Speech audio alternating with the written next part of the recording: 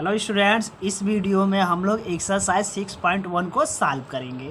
ठीक है, तो जो चैप्टर 6 है उसका इंट्रोडक्शन का वीडियो मैं यूट्यूब में डाल चुका हूं, जिसमें हम ये बताए हैं कि लाइंस क्या होते हैं, कितने टाइप्स के होते हैं, एंगल्स क्या होते हैं, एंगल्स के कितने टाइप्स होते हैं। फिर हम बताएं उस वीडियो में पेयर्स ऑफ एंगल्स कौन कौन होते हैं। तो जो नहीं देखा है introduction of line and angles, उसको जाके देख लेना। इस वीडियो में हम एक्सरसाइज 6.1 को सॉल्व करेंगे। तो एक्सरसाइज 6.1 स्टार्ट करने से पहले हम यहाँ पे 2 स्टेटमेंट के बारे में पढ़ेंगे, जिनका यूज हमको 6.1 में करना है। तो फर्स्ट स्टेटमेंट ये है कि the sum of all the angles form on the same side of a line at a given point on the line is 180। यानी हमसे ये बोला है ना कि हमसे बोला कि the sum of all the angles form on the same side of a line. से बोला यह एक लाइन है, जैसे यह ए बी एक लाइन है, कह रहा है इस लाइन के सेम साइड में, यानी या तो ऊपर या तो नीचे। तो अगर इस लाइन के सेम साइड पर जितने भी एंगल बनेंगे, जैसे देखो ये लाइन हो गया, या ये भी क्या हो गया, लाइन हो गया, इसके सेम साइड यानी ऊपर कौन कौन एंगल बन रहा है, एक यह बन रहा है, एक ये सारे एंगल बन रहे हैं। इन सब का एंगल का सम कितना होता है, 180। यानी एक लाइन के सेम साइड में और एक पॉइंट पे, जैसे देखो ये जो एंगल है ना, ये भी पॉइंट ओ पे बन रहा है, ये एंगल ये भी पॉइंट ओ पे बन रहा है, ये वाला जो एंगल है वो भी पॉइंट ओ पे बन रहा है, ये भी एंगल पॉइंट ओ पे, यानी सभी जो एंगल है वो सेम पॉइंट पे बन रहा है और एक लाइन के सेम साइड में यानी ऊपर की तरफ बन रहा है। तो ऐसे एंगल जो लाइन के सेम साइड में बने और सेम पॉइंट पे बने, उन सारे एंगल का सम क्या होता है, 180। यानी ये सब एंगल है, इनका सम करें तो क्या होगा, 180। यानी हम राइट कर सकते हैं एंगल बी ओ सी। देखो बी ओ सी यानी पहला वाला एंगल, फिर ये एंगल इसको हम क्या राइट करेंगे, C O D plus angle C O D. ठीक है, तो यह एंगल हो गया, ये एंगल हो गया। फिर इसको हम क्या राइट करेंगे, angle D O E plus angle D O E. ठीक है, तो ये एंगल हो गया, ये थर्ड। फिर ये इस एंगल को हम क्या राइट कर देंगे, ई ओ ए, एंगल ई ओ ए। इन सभी एंगल का सम कितना होगा, 180।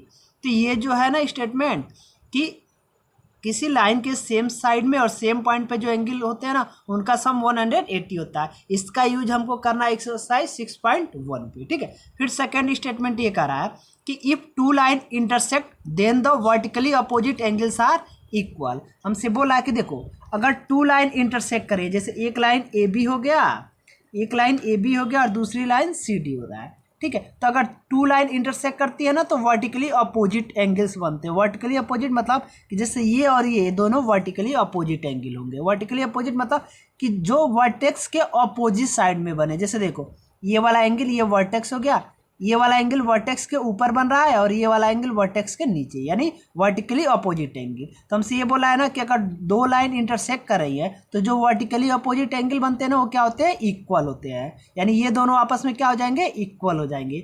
यानी हम राइट कर सकते हैं एंगल ए ओ डी। देखो ए ओ डी यानी यह एंगल, और इसको क्या राइट कर देंगे, B O C equal to angle B O C. ये दोनों इक्वल होंगे क्योंकि ये दोनों क्या, वर्टिकली अपोजिट एंगल। वैसे ही देखो अगर हम इस एंगल को ले और इस एंगल को, तो ये दोनों भी आपस में क्या होंगे, इक्वल, क्योंकि ये भी क्या है, वर्टिकली अपोजिट एंगल। जैसे ये दोनों वर्टिकली अपोजिट एंगल हुए ना, एक ऊपर है और एक नीचे, तो दोनों वर्टिकली अपोजिट। वैसे ही ये लेफ्ट और राइट, ये भी क्या है, वर्टिकली अपोजिट एंगल। तो ये दोनों भी आपस में क्या होंगे, इक्वल होंगे। यानी हम राइट कर सकते हैं एंगल ए ओ सी।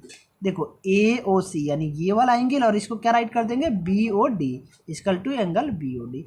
तो इस स्टेटमेंट का भी हमको यूज करना है 6.1 में, कि जो वर्टिकली अपोजिट एंगल होते हैं ना, यानी 2 लाइन इंटरसेक्ट करेंगे और जो वर्टिकली अपोजिट एंगल बनेंगे आपस में क्या होंगे, इक्वल। ये इसके इक्वल होगा और ये वाला इसके। जैसे देखो अगर यह 60 है तो ये भी क्या होना चाहिए, 60 डिग्री।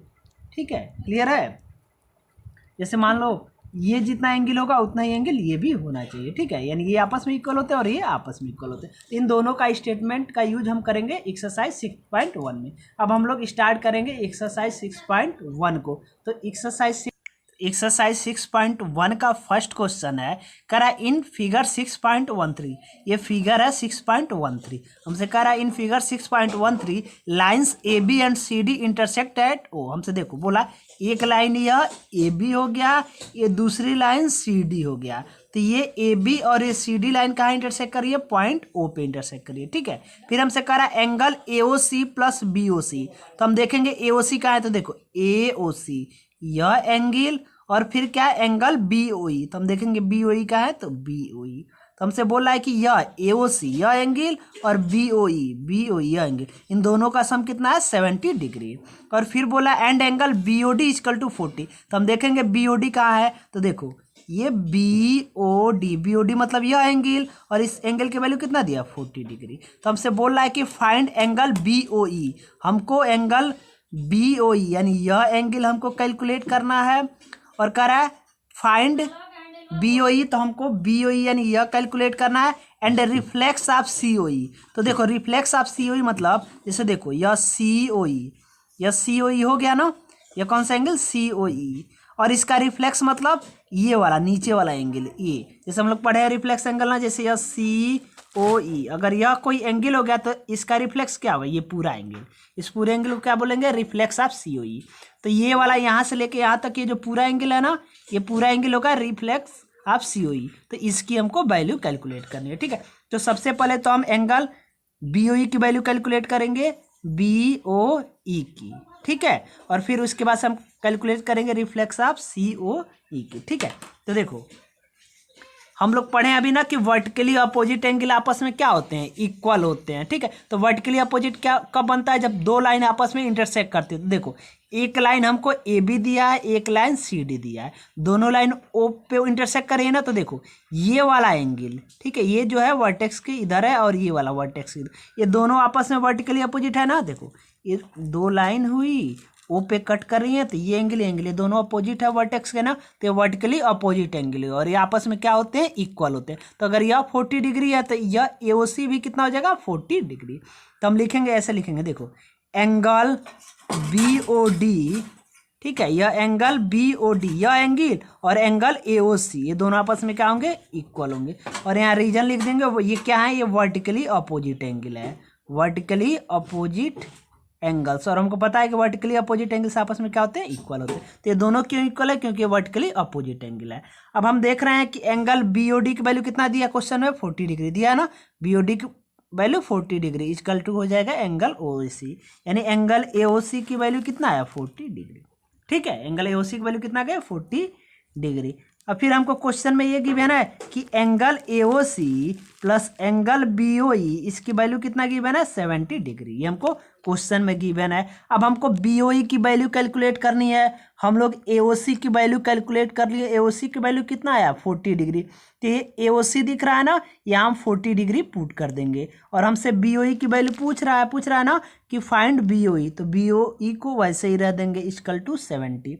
अब देखो ये प्लस 40 है, राइट में जाएगा तो क्या हो जाएगा -40, तो ये BOE इक्वल टू हो जाएगा, ये 70 डिग्री रहेगा, ये प्लस 40 राइट में आके क्या हो जाएगा -40, यानी से यहाँ से BOE की वैल्यू क्या हो जाएगी, देखो 70 में से 40 सब्ट्रैक्ट करेंगे 30 डिग्री। तो एक हमसे BOE की वैल्यू पूछ रहा है एंगल BOE की, तो एंगल BOE कितना आ गया 30 डिग्री, ठीक है, एंगल BOE क्या आ गया 30 डिग्री, यहाँ पे लिख दे रहे हैं हम 30 डिग्री, ठीक है, क्लियर है।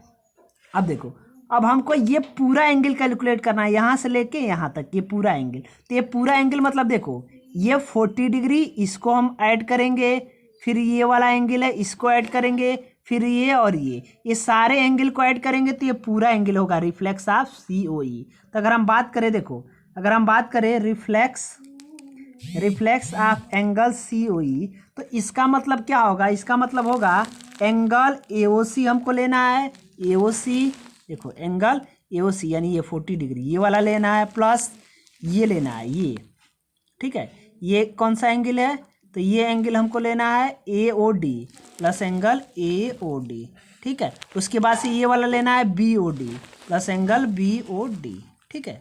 उसके बाद से प्लस क्या लेना है, ये angle BOE plus angle BOE, ये सारे मिलके क्या हो जाएंगे रिफ्लेक्स ऑफ COE, ठीक है। रिफ्लेक्स ऑफ COE मतलब ये COE को छोड़ देना है, COE को छोड़ के जो जो एंगल है इन सारे को ऐड करोगे तो ये क्या देगा, ये देगा रिफ्लेक्स ऑफ COE। तो ये सबको ऐड किए तो रिफ्लेक्स ऑफ COE की। अब जिसकी वैल्यू है कैलकुलेट हुई है उसकी पुट कर देंगे, जैसे देखो AOC की वैल्यू कितना आया 40, तो 40 पुट कर देंगे।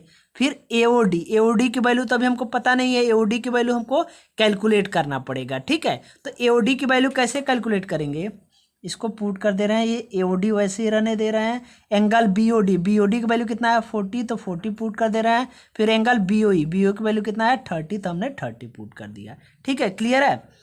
अब ये किसकी वैल्यू आई, ये आई रिफ्लेक्स ऑफ एंगल सीओई की। तो हम देख रहे हैं, देखो अगर हम एओडी की वैल्यू यहाँ पुट कर दे और सबको ऐड कर दे तो रिफ्लेक्स सीओई की वैल्यू आ जाएगी ना। तो हमको एओडी की वैल्यू कैलकुलेट करना है, कैलकुलेट करके यहाँ पे पुट कर देना है, ठीक है। इसे मान लो इक्वेशन 1 मान लिया, यहाँ पे एओडी की वैल्यू पुट कर देना। तो एओडी कैसे हम कैलकुलेट करेंगे, देखो हम लोग अभी स्टेटमेंट पढ़े हैं कि लाइन के, किसी लाइन के एक ही साइड में जो एंगल होते हैं उनका सम कितना होता है 180। तो देखो एओबी एक लाइन है, इसके नीचे कौन कौन एंगल है, ये वाला एओबी, एओडी, ये एओडी और बीओडी, इन दोनों का सम करेंगे तो 180 होगा ना। क्यों 180 होगा, कि क्योंकि ये दोनों एंगल जो है ना, ये दोनों एंगल ये लाइन ए बी के क्या है, सेम साइड में है। तो हम लिखेंगे angle AOD, angle AOD plus angle BOD, इसकी वैल्यू क्या होगी 180 डिग्री, ठीक है।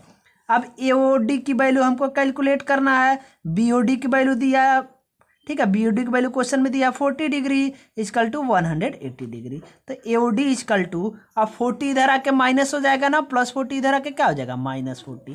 तो यहाँ से एओडी की वैल्यू क्या हो जाएगी 180 में से अगर हम 40 सब्ट्रैक्ट करें तो वैल्यू क्या होगा 140।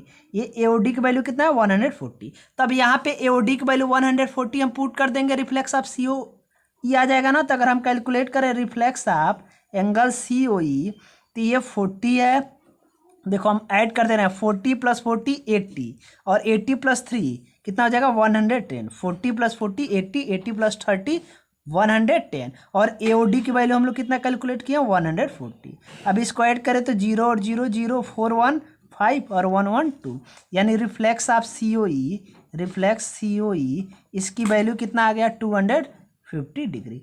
तो हमसे तो एक बीओई की वैल्यू पूछ रहा था, बीओई आ गया 30 डिग्री, फिर रिफ्लेक्स ऑफ सीओई पूछ रहा था, रिफ्लेक्स ऑफ सीओई कितना आया 250 डिग्री।